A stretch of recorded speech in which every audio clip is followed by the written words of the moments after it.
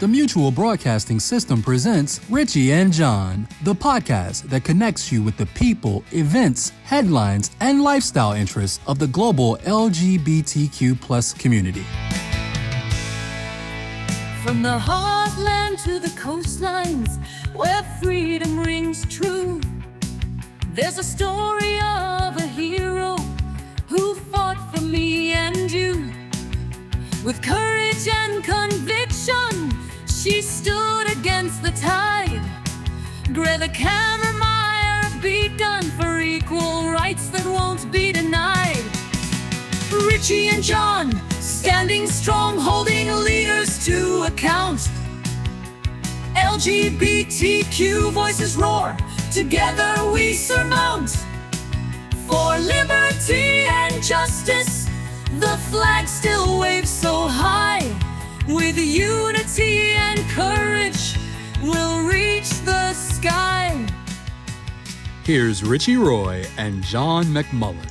Hello, and welcome to another episode of Richie and John. It is, of course, Substantial Saturday when we delve into topics a little deeper. I'm here, of course, with John McMullen. John, we have a special guest today. We do. We have a very special guest today, and I'm so pleased to have the opportunity to welcome her back. We've talked with her in the past about LGBTQ military issues when James Appadale, our military correspondent, was with us, and we were doing the program as the Gay BC Happy Hour. But it is my pleasure now to say hello to Dr. Grethe Cammermeyer on this episode. We are pleased to have her join us for a discussion. And, you know, this is a towering figure in the fight for LGBTQ plus equality and a renowned military leader. She was born in Norway and a U.S. citizen since 1960. Grethe's journey reflects resilience and courage, and her remarkable career reached a pivotal moment in 1989 when she challenged the United States Army's discriminatory policies by revealing that she was a lesbian. And that led to an unconstitutional discharge that sparked international dialogue and ultimately involvement in groundbreaking legislative changes, including the repeal of Don't Ask, Don't Tell. As a decorated Vietnam veteran and an influential voice in LGBTQ advocacy, Grethe provides powerful insights into the ongoing struggle for human rights amidst today's intense political climate, and her legacy brought to life in the acclaimed autobiography and film Suffering in Silence continues to inspire. You may have seen that. Glenn Close played Dr. Cammermeyer. It was a film that was produced by Barbra Streisand.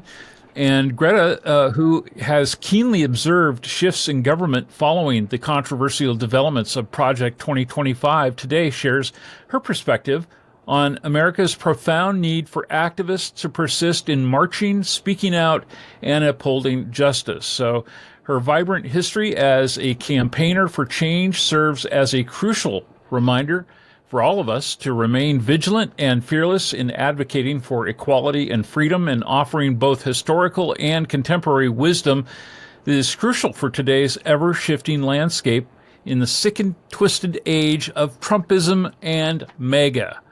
We're so glad to welcome to the show Dr. and Colonel Grethe Cammermeyer, retired United States Army nurse. Welcome. Nice to see you. It's nice to see you and nice to meet you, Richie. It's been a long time, and, you know, you think it's another universe that we live in, and it's like, why are we here? I mean, been there, done that. Yeah. And, you know, I saw a story it just came across my feed today. And, you know, we talk obviously on this show a lot about LGBTQ representation and equality. But I mean, when it comes to the military and this administration, even just advocating for being a woman in the military at this point seems to be up for grabs. And, you know, that there are currently no more female 4-star people in charge of sort of any of the branches of the armed services. They're changing things, like they're going back to the term airman instead of, you know, a sort of a more gender neutral terminology. What is going on here? Well, I mean, we know what's going on. The curious thing is that, you know, in the early part of October of last year, there were 4 4-star female military personnel. One retired in October, Another retired just after the election in November. And lo and behold, the two that remained were fired by the commander-in-chief, as well as the chairman of the Joint Chief of Staff, who happened to be a black general. So let's do away with all competency, and let's go back to what previously he had talked about draining the swamp. He has drained the water, and what's left is the swamp. Greta, let me take you back a little further, because even before President Trump's first term, I recall that you served on a board or a committee that you were appointed to by President Barack Obama that dealt with issues with women in the military. Is that right?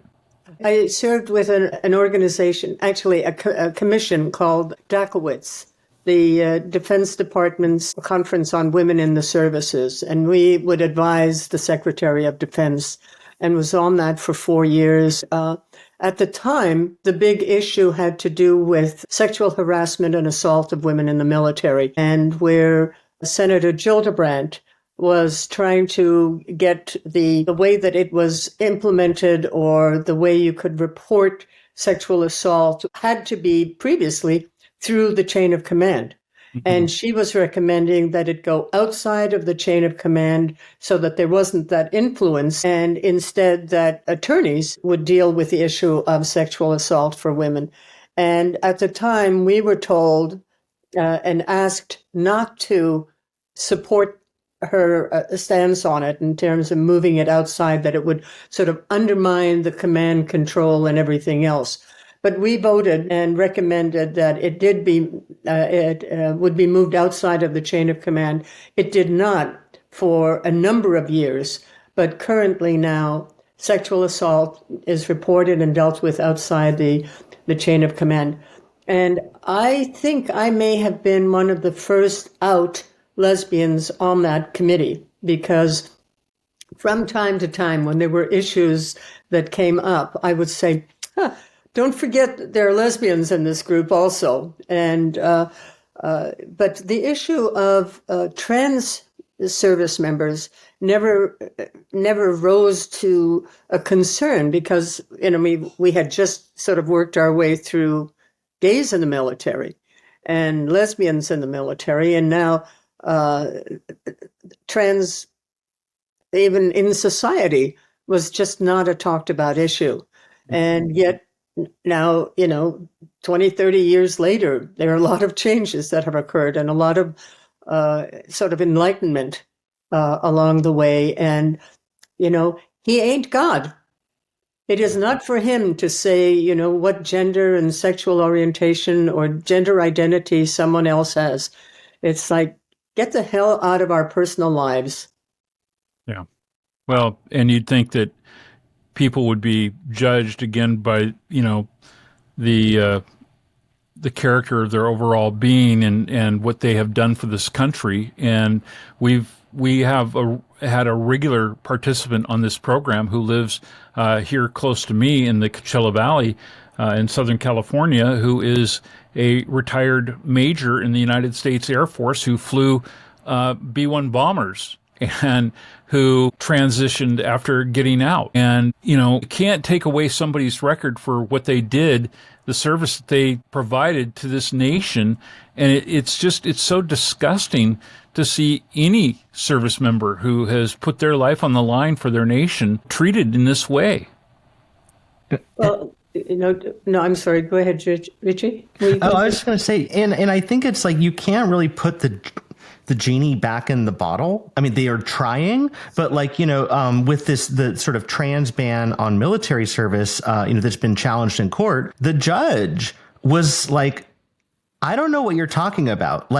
You're saying that it's going to destroy morale and that people aren't combat ready. And we've already had trans folks serving openly. None of that happened. The leadership has been supportive of this population. What are you talking about? Well, curiously, all of the conversations and all of the rationale or irrational conversation that is being used by the military was the same that was used for gays in the military. And I was at a reception that Lambda had just after the Schilling case was heard here in Tacoma. And I read the decision that the judge had made in my case, where it said that, you cannot have a governmental policy that is based purely on prejudice. And that prejudice, whether founded on unsubstantiated fears, cultural myths, stereotypes, or erroneous assumption, cannot be the basis for a discriminatory classification. And that's exactly the case that they made in court. And, I don't see how, even if it goes to the Supreme Court, which it will, that you can say that there is anything to substantiate that having trans service members serving when they already have, and done with distinction, that suddenly, because somebody is uncomfortable, that they should be banned from service. I mean, it is absolutely outrageous then, and it was ruled unconstitutional, and it's outrageous now. And I don't think that there is a leg to stand on. But I don't have any opinion.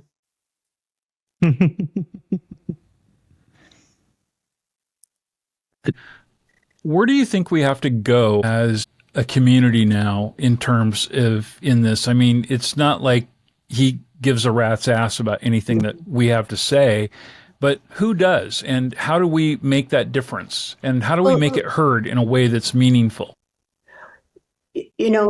I think that there is the same misunderstanding about transgender as there were about gays and lesbians 30 years ago. And after Don't Ask, Don't Tell was implemented, and it became sort of the law of the land, that gay service members could serve in the military, but had to do so in silence. For those of us who by that time were out of the military or retired or whatever, we spent 17 years lobbying.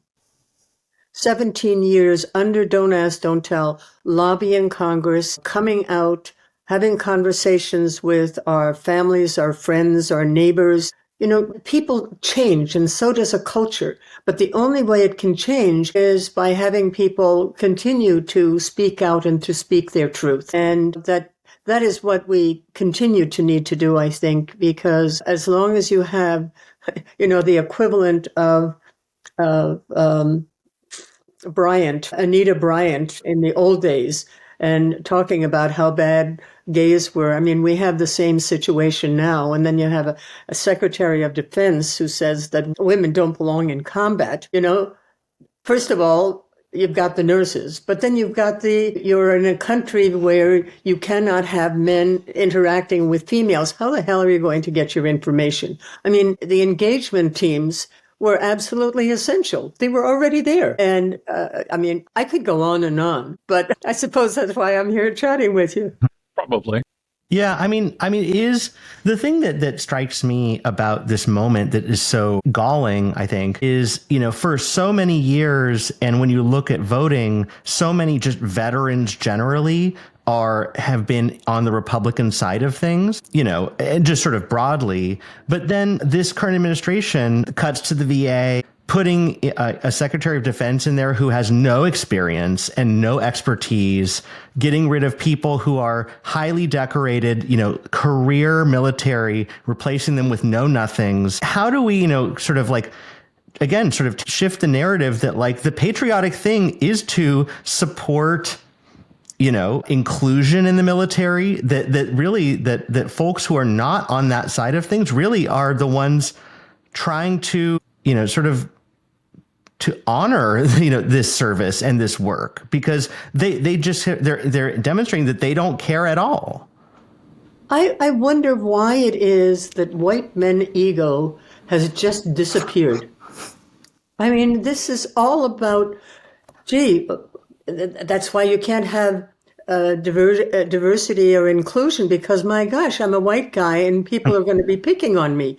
Or what if, person sitting beside me happens to be somebody of a different gender? I mean, there is this weakness in self, granted, our president is, I mean, he is so narcissistic that, if it's not about him as a white male, how is it that, you could have people that challenge him and, threatening the governor of Maine? Hello? Right. It's astounding. But what's more astounding is that you have half of the House of Representatives have half plus, and half of the people in the Senate who are not standing up for themselves or for their citizens and are so intimidated by this whole process and the way that the administration is conducting business that we can lose all of this if they don't get balls. These white guys don't get balls to actually stand up. And yep, they might lose their job in the House, but they might save the country. Yeah. And I mean, that's such a good point because, again, the sort of in the past, that side of the aisle, the sort of Republican side, they're the ones that had the little pocket constitutions that they'd pull out and wave. We're constitutionalists. We're the ones that we're the patriots and we believe in the Constitution. And obviously they are asleep at the switch because in the House and the Senate, they have a duty and they swore an oath to the Constitution to do their job, which is to be a check and balance and to use their power that the voters gave them. And they are totally not doing it. And it's like you said, I mean, it's a dereliction of responsibility. And it just shows that the patriotism is paper thin. I mean, they're afraid of this geriatric, thin-skinned cretin. Yeah. But, at the same time, he's not doing this alone. He's not that smart. I mean, he's got a whole team of people behind him that, for 4 years and longer have been working on Project 2025. And yet, it's like they're coming out of the woodwork, a bunch of worms coming out of the woodwork. And we're seeing them now in face. But, Richie, I'm going to hit your profession a little bit. Please, In the terms that you've got this guy who was elected president of the United States, maybe, that has so threatened law firms that they are backing away from fighting for the Constitution and for people, that they are giving up doing pro bono work for people who, like the ones who were part of the January 6th invasion of the House. And I find it so demoralizing that the very people who might be able to help us are being bought and threatened. And, go Costco. Right. That, it's like you have a few slimmers of hope that some of the people will take a stand against this. I mean, he's more than a bully, but, he's a rapist. And a felon. Yeah. But to your point, it's totally, and I agree with you that the law firms and some of the institutions of higher education, it's very demoralizing because, like you mentioned, like the Paul Weisses and the Skaddens, these are extremely well capitalized, very rich, large multinational companies with thousands of extremely smart and brave attorneys. And the leadership has basically just out of fear, literally out of bottom line fear of losing some profits, have just rolled over like a puppy peeing on itself. And like you said, these are some of the institutions that have the deep pockets and the deep bench to do the work. And so it's so sad to see them just give up, without even a fight or even sometimes preemptively. Paul Weiss was sort of in the crosshairs of the administration. Skadden and Milbank and some of these other firms preemptively went and made deals because they didn't even want to go there. But yeah, it goes to this thin-skinned president because just recently, I don't know if you saw that the Dominion voting case against Newsmax, that they got a favorable ruling from the court. And the attorneys, or the firm that represented Dominion, Sussman Godfrey, like just today, they did an executive order stripping Sussman Godfrey of, attorneys of clearances, barring them from federal buildings. And it's literally, it is a 1-for-1. It is, you won a case about Newsmax, being libelous against Dominion. So we're going to punish you and like make it so that you might not be able to do business. What is scary is, the financial part is one part of it, but I think the intimidation of people's safety, going after judges, going after people who have won lawsuits and things like that. And there are so many radicals and so many fanatics that the thought that they become targets, what will it take for Trump to say something that will trigger someone who is mentally unstable to go and harm someone who is standing up for civil rights? It's like the ACLU. All they do is work to defend the Constitution. And any one of them could be at risk if we don't pay attention and somehow work to undermine the authority that he has been given. It's this mafioso behavior because it goes back to the pardoning. I mean, it goes back for him forever. Yeah. If you look at sort of his history of intimidation tactics, but in the current administration, the pardoning of January 6th was essentially saying, if you are one of my guys, it's all good. Yeah. We stand by. Stand by. And if anything happens, with a wave of a pen, you don't have to worry about it. And then, like you said, it's this kind of, plausible deniability, just being like, isn't it weird that this radical leftist judge named so-and-so who lives in Renton, Washington, made this decision that I don't like? Sure would suck if something happened to them. Yeah. Yeah. That's the scary part. Mm-hmm. It's more than words or more than financial threat. It's that personal threat that we hear subliminally all the time. I remember when I was in Vietnam and I was head nurse of a neurosurgical unit, and I would say to my ward master, the sergeant, he'd been around, that sort of thing, I would say just anything. And I say, wouldn't it be nice if we had X, whatever X was? And lo and behold, X would show up. And it was I didn't know anything about it. I don't know how that happened. And, it's the same sort of thing. You can just give a hint and somebody who is out of control or feels that it is a command, he's got this troop of everybody that he pardoned. They are emboldened, mm-hmm. and they are sort of, he owns them. They are part of his mafia. Mm. It is a very wild thing. And the thing that I wonder, going back to kind of the military situation is, I can't imagine that a lot of folks who have been in the military very long have much respect for Pete Hegseth, for good reason, because he shouldn't be respected because he's not respectable. But what happens, and he will do obviously anything that Donald Trump says. He is a yes man. He's only in the job because he was, put there for loyalty. What happens if Pete Hegseth commands the military, the armed forces, to do something truly reprehensible and truly against American interests?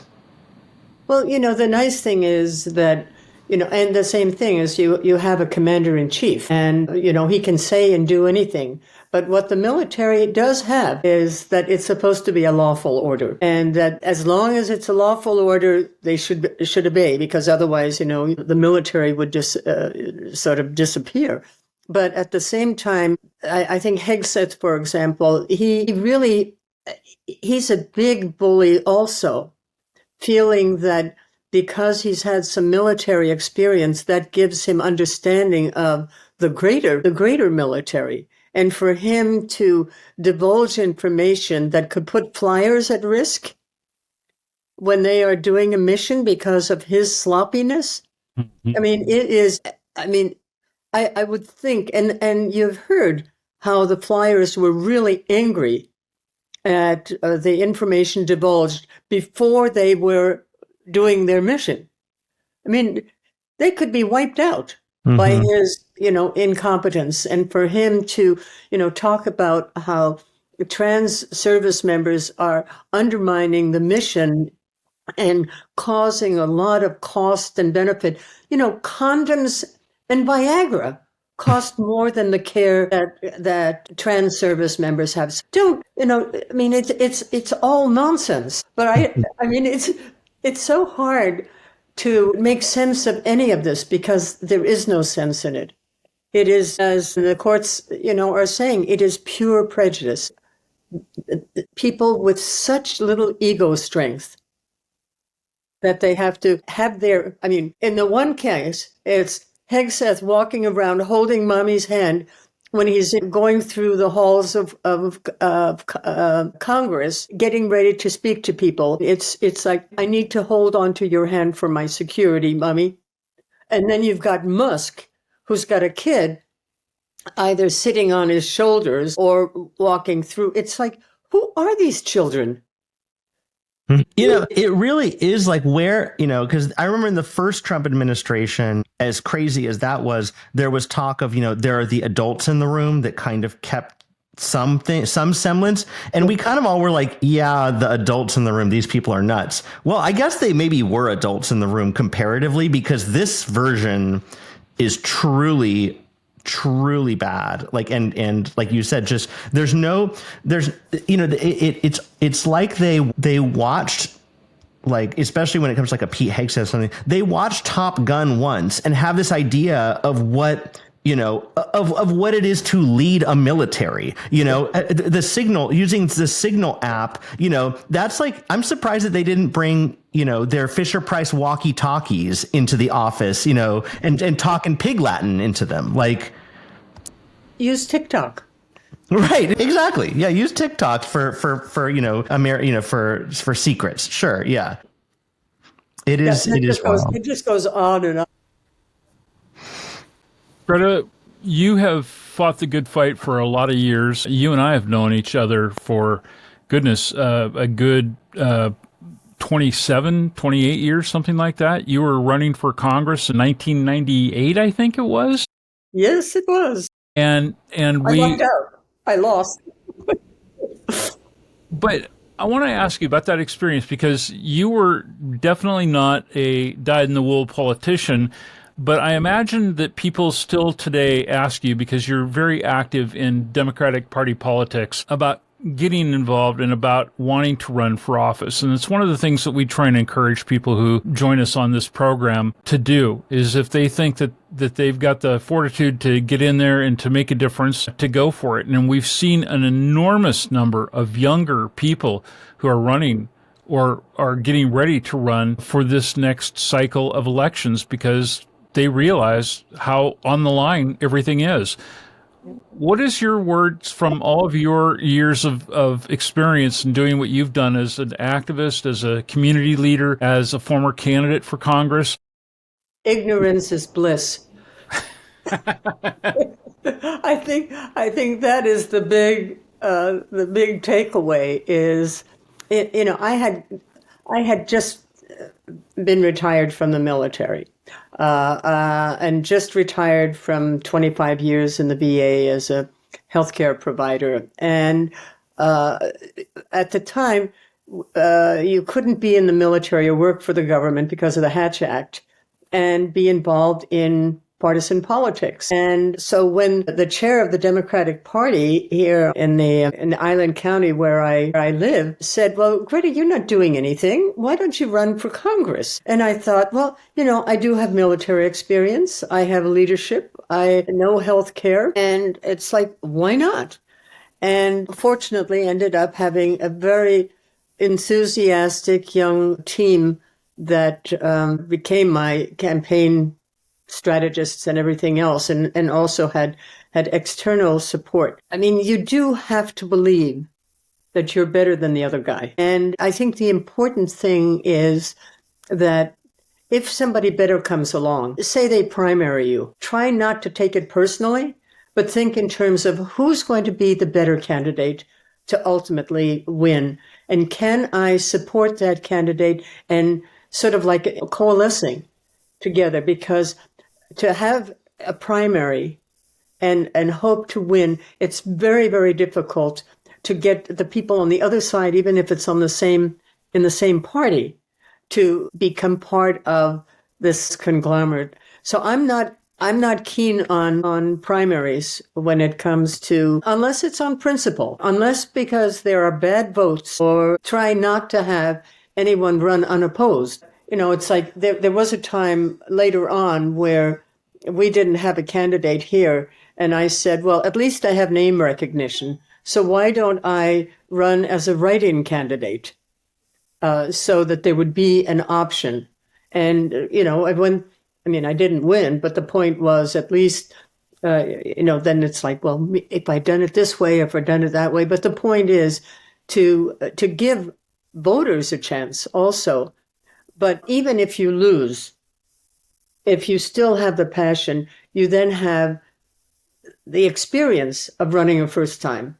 And you know what you need to do for the second time around. I was fortunate in that the second time around, so I ran and I lost by 5 percentage points, which isn't bad for somebody who was a lesbian, known for the first time, because Tammy Baldwin, Christine Kehoe, and I were and I think it was the first time that you had 3 candidates out lesbians, so that everybody that voted for you had to first deal with their own bias and then get through that to be able to focus on what the political issues were. Yeah. So,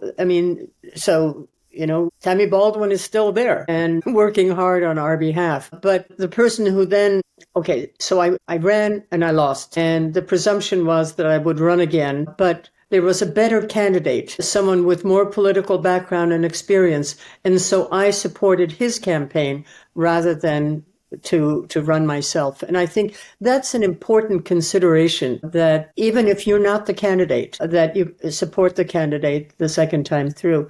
And I think if running for something doesn't necessarily mean that you have to be the candidate. You can be running, supporting a candidate and giving financial support and campaign support to them. There are many, many ways of being a voice and participating. And I think even more so these days. There's a lot of speculation at the moment that the reason that former Transportation Secretary Pete Buttigieg is not going to run for the United States Senate in his new home state of Michigan this next year is because he's going to throw his hat back into the presidential ring in 2028. How do you feel about him as a candidate? And do you think that in light of the fact that we couldn't even get a mixed-race woman into the White House this past time, do you think that it's a smart move on the part of the party to even consider a guy like Pete? I don't know that we've gotten through our biases yet. Yeah.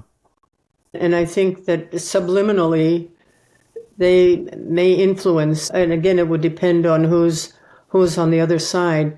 I don't know that as a country, it's as you say, if you can't at least have it so that a woman with her expertise and background and everything else, that she can't win, is someone. That's why I fear the most right now, too. I mean, I think he's an excellent person, and I think he's got a really good track record of the things that he has done. I think he will be tripped up by the things that he hasn't done yet, and by the fact that this country is still deeply in its, biased feelings. So that worries me a little bit. But I really want us to have a strong candidate to go forward with in 2028.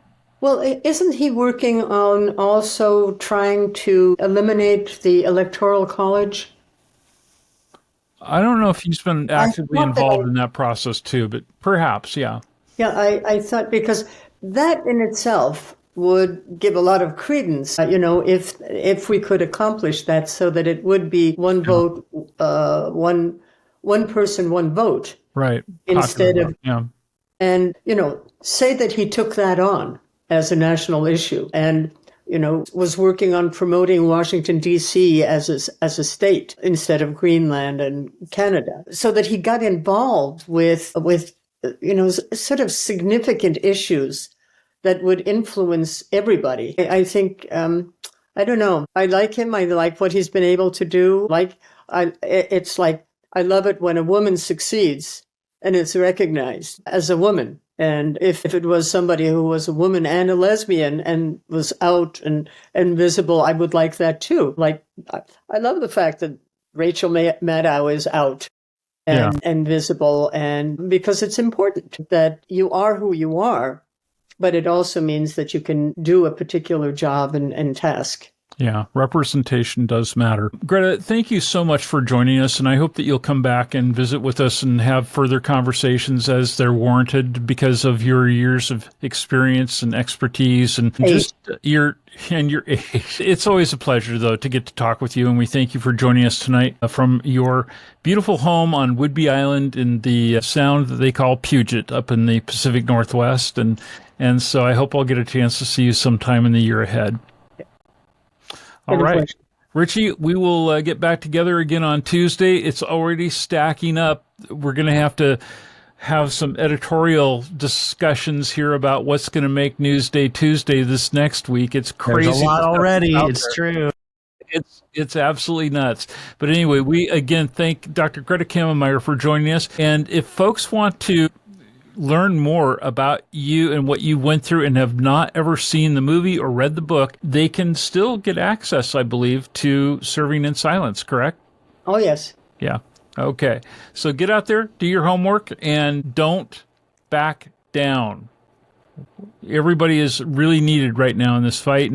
And I'll tell you, the hands-off demonstrations all over the country, hundreds and hundreds of them, almost 2,000 of them in the last couple of weeks, were incredible. And they're coming back with another one. I guess we're going to be up to doing this again on the 19th of April is what I'm hearing. So we encourage everybody to get out there and to have your voice be heard and raise hell with President Rapist. So with that, I will bid you a fond adieu. Richie, take care. Have a good week. All right. Talk to you guys later.